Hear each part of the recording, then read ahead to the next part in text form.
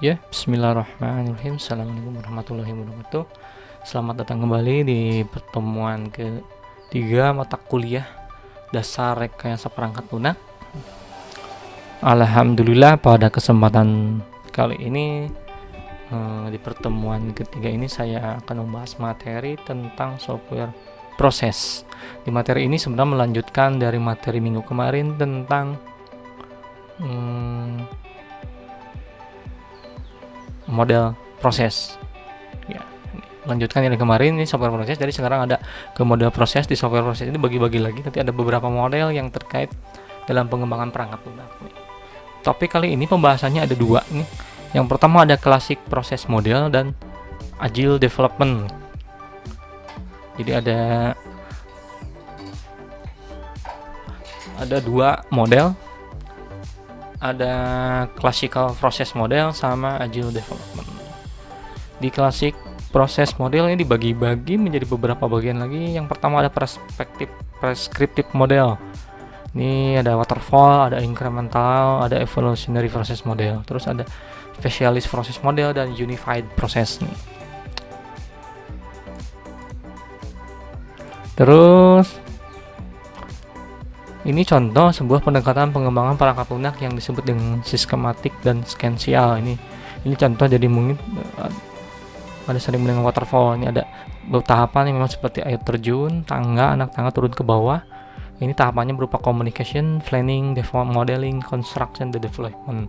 Di communication ini ada project initiation, requirement gathering. Di planning ini estimation, scheduling, tracking.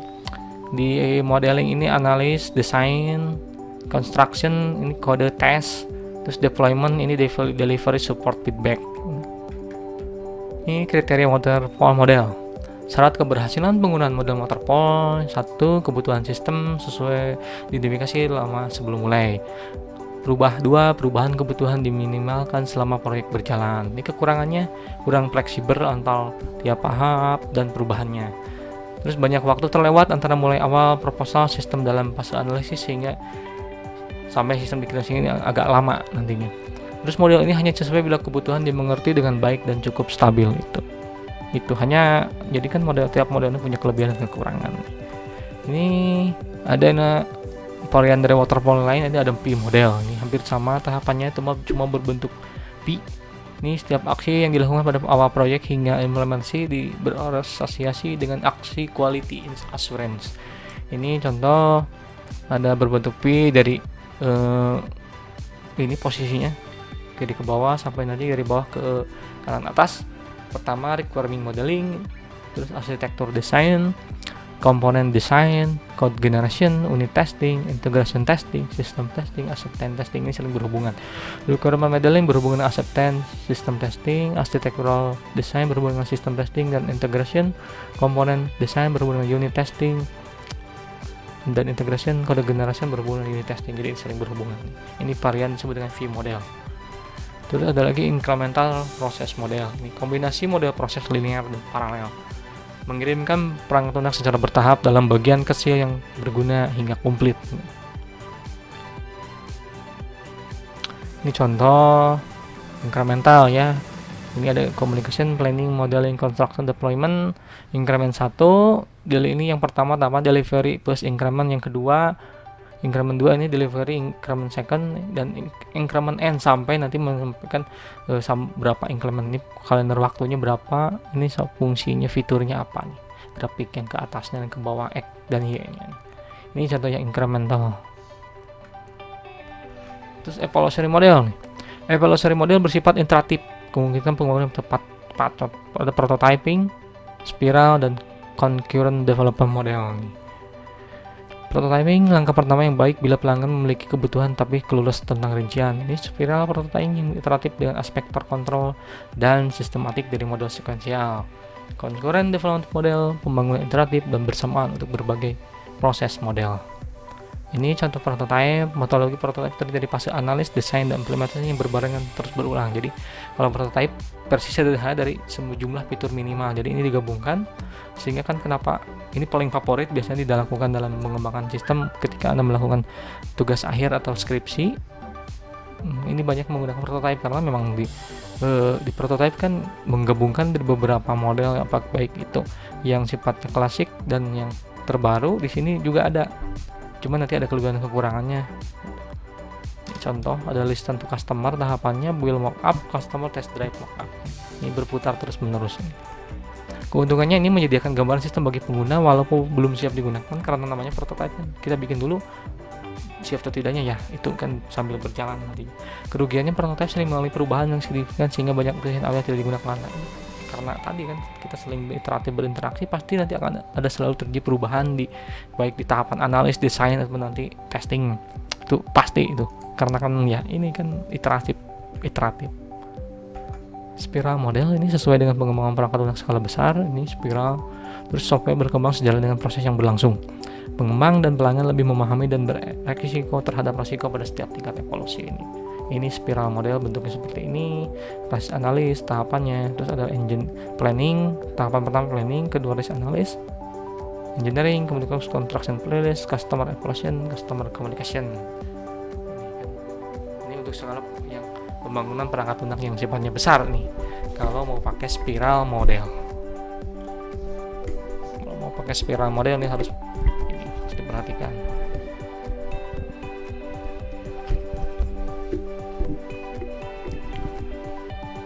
Spiral model. Terus ada the concurrent process model. Ini semua tahap dalam model proses dapat dilakukan bersama dan iteratif. Terus serangkaian aktivitas di trigger dari statusnya. Ini contohnya saat aktivitas modeling ada perubahan kebutuhan dalam aktivitas communication, maka status modeling menjadi menunggu perubahan. Ini contohnya tahap pertama inactive, terus under development. Ini menggambarkan state sebuah software engineering activity atas. Jadi ini menggambarkan state awalnya. Daily activity ini kan ada under development tadi, dia merepresentasikan state awal dari sebuah aktivitas pengembangan perangkat lunak nih. Terus ada awaiting change, menunggu perubahan. Terus ada under revision, under review, baseline, done. Ini tahapannya satu sama saling berhubungan. Ini ada under development ke awaiting change, terus ada under development ke under review ke baseline. Terus dari awaiting change ke under revision, dari revision under review, nanti baseline ke selesainya itu kan ada yang berputar nih prosesnya. Ini contoh yang kemudian proses model ini sebenarnya jarang dipakai. Sudah ada spesialis model proses, ada komponen based development, versi model spiral ini dimana aplikasi dibangun dari komponen software yang dikemas lalu disebut kelas. Terus ada formal method model, notasi matematika yang digunakan untuk menentukan desain dan verifikasi sistem berbasis komputer. Terus ada aspek oriented programming, ini menyediakan sebuah proses untuk mendefinisikan dan menentukan, merancang dan mengembangkan aspek perangkat lunak seperti antarmuka pengguna, keamanan dan manajemen memori yang mempengaruhi banyak dari sistem yang dikembangkan.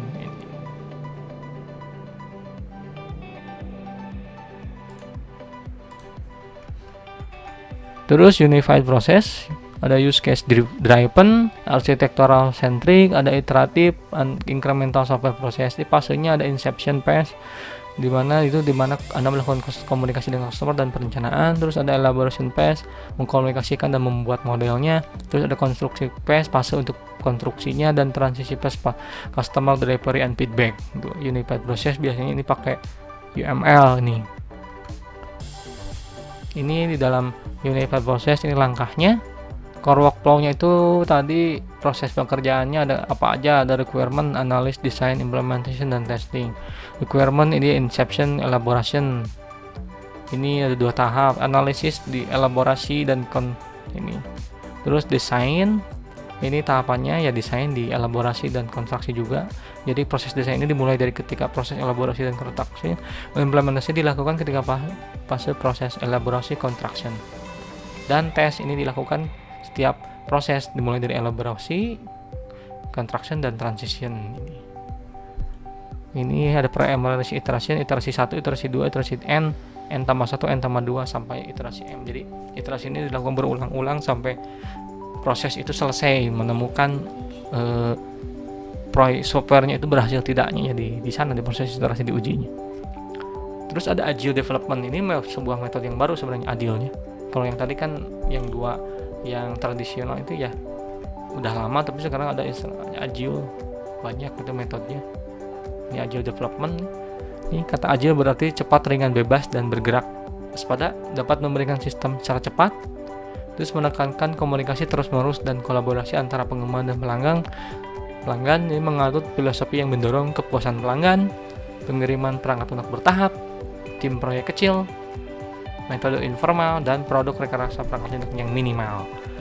Terakhir, efektif, cepat, adaptif, dan respon perubahan. Ini agile method. Ya, kenapa agile kan kalau suka yang bermain game PES terutama itu kan ada agility, berarti kemampuan mengocek, bergerak lincah, nah seperti itu. Ini juga sama metode yang memang sifatnya bisa bergerak dengan sesuai dengan kebutuhan. Ini kriteria agile nih, fokus pada collaboration, kurang dokumen dan perbanyak percakapan, stakeholder aktif terlibat. Terus fokus pada perangkat lunak yang berjalan, banyaknya feedback membuat proyek agile mudah dikelola, sedikit dokumentasi juga diperlukan, kurangi birokrasi.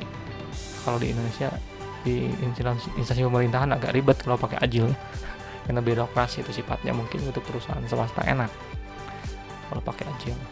Agilis adalah spesialis yang bisa segalanya. Kurangi lempar tanggung jawab antar tiap anggota, dibutuhkan sedikit orang, spesialis merasa sulit pada awalnya untuk masuk ke dalam tim. Itu pasti di awal akan sulit, tapi kesannya enak. Agile didasarkan pada praktek bukan teori. Perubahan yang signifikan dari tradisional. Anda perlu melihat cara kerja agile dalam praktek yang benar-benar bisa dipahami. Terus manifesto for agile software development. Propose that it may be whether to value individual interaksi over proses dan tool. Jadi interaksi individual melebihi proses dan toolnya. Ini harus working software over comprehensive dokumentasi. Jadi dokumentasi tadi sedikit ya, tapi pengerjaan softwarenya itu harus diutamakan. Customer kolaborasi daripada kontrak negosiasi, ini harus dari kolaborasi dengan customer. Jadi masalah harga itu negosiasi, kontrak, pengerjaan selesai dan sebagainya itu harus diperhatikan terutama dengan customer kolaborasinya nanti. Ya, Anda harus dengan customer harus banyak berbicara, banyak berkolaborasi. Terus responding to change overflowing a plan. Jadi ya ketika perencanaan ini ya ketika di tengah jalan berubah ya harus bertanggung jawab ketika ada perubahan, karena kan namanya juga agile, dia harus mampu menangani ketika terjadi perubahan ini. Perencanaan ini ya harus ada plan B-nya nanti. While the item on the right are still important, the item on the left are more valuable under this philosophy. Ini harus diperhatikan nih, item yang ada di kanan lebih penting daripada item yang di kiri. Jadi ya tadi kolaborasi ini utama daripada kontrak. Hati-hati.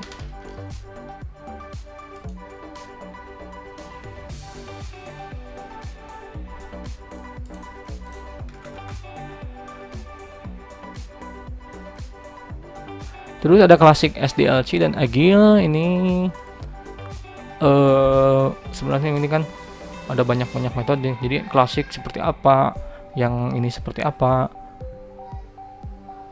Ini are predictive not adaptive, they want to answer upfront. Sebenarnya yang klasik ini kan ya klasik modelnya. Jadi kalau yang berbeda dengan Agile masih ada kelebihan dan kekurangannya. Yang klasik ini nih, predictive not adaptive, rely on documentation daripada trust, fokus on raw rather than teamwork, emphasizing planning over building. Kalau yang Agile tadi nolong planning, tidak ada perencanaan atau desain pas upfront, yang penting bangun segera mungkin, belajar sampai sambil berjalan nantinya. Customer dan klien involved in the process, less emphasis on signing up on proposal. Jadi customer kan saling kolaborasi, ini sedikit masalah dalam sebuah proposal ini ya itu kebaikan karena kan kolaborasi nantinya. Everyone is involved in understanding the problem, building the. Jadi setiap orang ini memahami permasalahannya, membangun semua solusinya dengan bersama-sama. Daily meeting to discuss progress. Jadi setiap hari melakukan meeting terus untuk menyelesaikan sebuah progress dan sebuah masalah. Ini Agile. Agile ini dibagi-bagi, ada extreme programming, ada adaptive software development, ada dynamic system development method, ada Scrum, ada Crystal, ada feature driven development, ada Agile modeling IM. Ini banyak. Ini Agile Ini pertama kali dipublikasikan back tahun 99 nih, menggunakan pendekatan berorientasi objek, nilai yang mendasari extreme programming. Ada komunikasi, simplicity, feedback, courage, respect. Ini extreme programming dimulai dengan planning game. Jadi biasanya kan dibuat untuk ini pengembangan software game nih, extreme programming. Ini contohnya. Ini ada dimulai dengan pengembangan story dari customer, priority-nya apa, setiap story ditetapkan harga dalam pembangunannya. Jika terlalu besar, story dapat dicegah menjadi beberapa story yang lebih kecil, periksa dan perhitungan risiko jadwalnya. Ini extreme programming planning. Desainnya XP ini prinsip sederhana, memanfaatkan CRC, Class Responsibility Collaborator, untuk identifikasi dan mengatur kelas di konsep OO. Kartu CRC berfungsi untuk menangkap elemen dari kelas. Jika temui kesulitan, maka dibangun prototype. Ini disebut spike solution.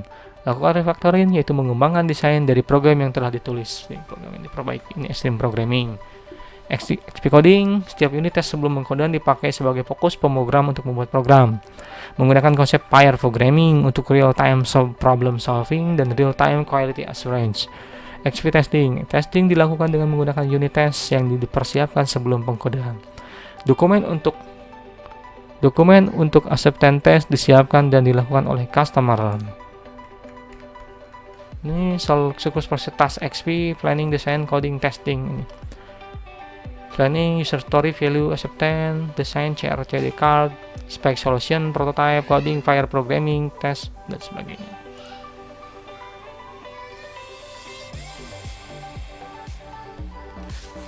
Ini melanjutkan lagi di siklus proses dan task extreme programming. Ini kan memang kenapa disebut ekstrim, kalau langkahnya ya ekstrim, jadi dia melewati beberapa proses yang tadinya memang biasanya kan merunut. Nah ini kalau di sini kan di ekstrim ya, kita bisa melakukan melangkah memang secara dengan cepat, sehingga nanti rilis untuk penyelesaian softwarenya itu bisa dengan cepat juga ya.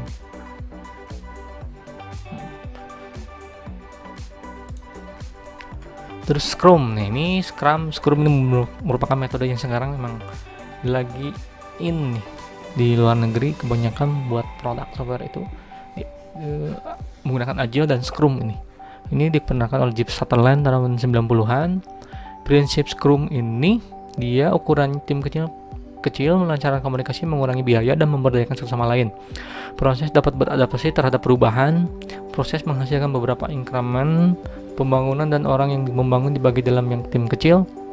Dokumentasi dan pengujian terus-menerus dilakukan setelah software dibangun. Proses Scrum mampu menyatakan bahwa produk selesai kapanpun diperlukan in Scrum. Aktivitas Scrum nih, backlog, sprint, Scrum meeting, dan demo. Backlog ini ada daftar kebutuhan yang jadi prioritas customer. Ini dapat bertambah tiap prosesnya nih. Sprint, unit pekerjaan yang diperlukan untuk memenuhi kebutuhan yang ditetapkan pada proses backlog sesuai dengan waktu yang ditetapkan. Dalam time box biasanya 30 hari. Selama proses ini berlangsung, backlog tidak ada tambahan. Sprint ini kan waktunya nih. Scrum meeting ini pertemuan 15 menit per hari untuk mengevaluasi apa yang dikerjakan, hambatan yang ada, dan target penyelesaian untuk bahan meeting selanjutnya. Demo, penyerahan increment perangkat lunak ke customer, didemonstrasikan dan dievaluasi oleh customer. Ini Scrum process flow. Di list yang pertama ada tadi kan product backlog ya. Jadi prioritas produk feature desired by customer ini. Terus nanti sprint block, feature assigned to sprint. Ini backlog itemnya apa aja nih dari tim nanti selama 30 hari diproses pengerjaannya. Terus setiap 24 jam kan Anda melakukan daily Scrum meeting. Tiap satu hari itu Scrum meeting selama 15 menit. Tim member ini respon mempertanggungjawabkan pekerjaannya, apa yang dilakukan dalam Scrum meetingnya, apakah ada permasalahan, apakah nanti ini berfungsi untuk pertemuan meeting selanjutnya nantinya. Sehingga nanti di akhir ditemukan new functionality is demonstration at end sprint. Jadi di tiap akhir proses dari Scrum ini akan dihasilkan sebuah fungsi yang baru, di mana ini akan didemonstrasikan dalam proses akhir sprintnya. Ini yang Scrum proses memang sekarang ini metode itu yang agile dan sebagainya, ini yang harus Anda lakukan, harus Anda pakai ketika Anda melakukan pembuatan produk, terutama deskripsi, pakai metode yang ini aja nih, yang lebih kekinian lah istilahnya. Terus memilih metodologi tidak sederhana karena tidak ada satu metodologi yang terbaik. Banyak organisasi memiliki standar mereka sendiri. Berikut dilakukan beberapa kriteria penting dalam seleksi metodologi ini ya. Jadi ada beberapa metodologi di sini, mulai dari yang struktur seperti waterfall tadi, yang paralel, ada yang RAD, fase prototyping, throwaway prototyping, terus ada agile method dan XP dan sebagainya. Ini waterfall, unclosed requirement-nya poor, parallel poor, fase RAD bagus, prototyping excellent, throwaway prototyping excellent. Jadi ini setiap metode ini ada yang bagus di sisi mana, ada yang buruk di sisi mana. Ini tergantung Anda.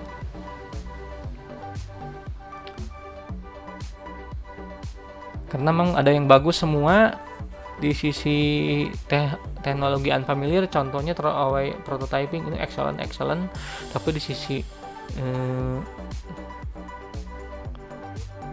ininya ada yang lemah, misalkan waterfall kan ini lemah di sisi ini assured user requirement, tapi di sisi kompleksitas reliable bagus. Parallel requirement dan unfamiliar teknologi lemah, tapi di start time schedule reliable kompleks bagus. Fase ini yang RAD ini rata-rata bagus, good, excellent ini. Tapi yang prototypingnya RAD metodologi prototyping ini bagus di answer requirement, tapi di unfamiliar teknologi ini lemah. Karena kan ada satu kelebihan kekurangannya tadi saya bilang. Ini lemah. Terus smart time schedule-nya bagus. Terus throwaway ini, yang throwaway prototyping ini bagus nih semua, excellent rata-rata. Agile metode yang XP unclassified bagus, tapi di unfamiliar teknologi lemah, kompleksitas lemah itu. Jadi rata-rata yang bagus ya ini yang throwaway prototyping dan fase, ada metodologi fase ini bagus. Ini diambil dari buku Dennis Wixom, Road System Analysis Design 3rd edition, John Wiley. Nah, ini metodologi RAD prototyping dan throwaway prototyping biasanya lebih tepat bila kebutuhan pengguna tidak jelas, karena mereka memberi prototype bagi pengguna untuk berinteraksi di awal SDLC. Jika sistem dirancang tanpa beberapa kesamaan dengan teknologi dasar, risiko meningkat karena tool mungkin tidak mampu melakukan apa yang dibutuhkan. Sistem yang kompleks memerlukan analisis desain yang cermat dan rinci. Ini pasti tim proyek mengikuti metodologi pembangunan inkremental cenderung kurang memperhatikan analisis masalah domain lengkap daripada jika mereka menggunakan metodologi lain. Keandalan sistem biasanya merupakan faktor penting dalam pengembangan sistem. Metodologi berbasis prototype umumnya bukan pilihan yang baik karena mereka tidak memiliki analisis desain yang cermat. Metodologi berbasis RAD sangat cocok untuk proyek dengan jumlah waktu yang singkat. Karena mereka meningkatkan kecepatan. Metodologi waterfall pilihan terburuk ketika waktu jadwal penting karena mereka tidak menginginkan perubahan jadwal mudah. Metodologi berbasis RAD memindahkan banyak keputusan desain kritis di awal proyek. Akibatnya ini membantu manajer proyek mengenali faktor risiko dan menjaga harapan yang tinggi. Terus ada tugas ini di slide akhir. Silakan diberikan sebuah 4 kasus, silakan diskusi model pengembangan perangkat lunak yang Anda ini dikerjakan perorangan. Ini ada kasus 1 apa, kasus 2 apa, kasus 3 apa, kasus 4 apa. Nanti Anda jawabannya dikirim via e-learning.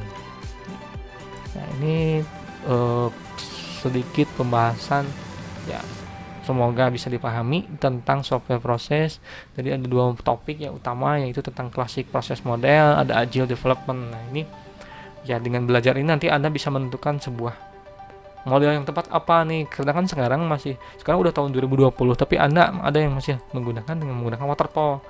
Misalkan deskripsinya nanti di kerja prakteknya lah, kan waterfall itu ya nggak bisa untuk waktu yang singkat 4 bulan misalkan ya. Anda harus gunakan dengan menggunakan yang memang model yang bisa menyelesaikan suatu permasalahan pengembangan perangkat lunak dengan cepat. Ya tadi ada Rapid, RAD, ada prototyping, throwaway, ada yang agile. Itu silakan gunakan yang itu, jangan yang pakai klasik lah, karena kan tidak sesuai dengan kebutuhan penyelesaian waktunya nanti. Ya, cukup sekian penjelasan materi pertemuan ketiga tentang software proses serba di domain model proses. Semoga bisa dipahami. Mohon maaf apabila dalam penyampaiannya ini agak sedikit terlalu cepat. Semoga bisa membantu pengetahuan Anda di bidang perangkat lunak. Ini wabillahi taufiq wal hidayah. Assalamualaikum warahmatullahi wabarakatuh. Sampai ketemu di video selanjutnya.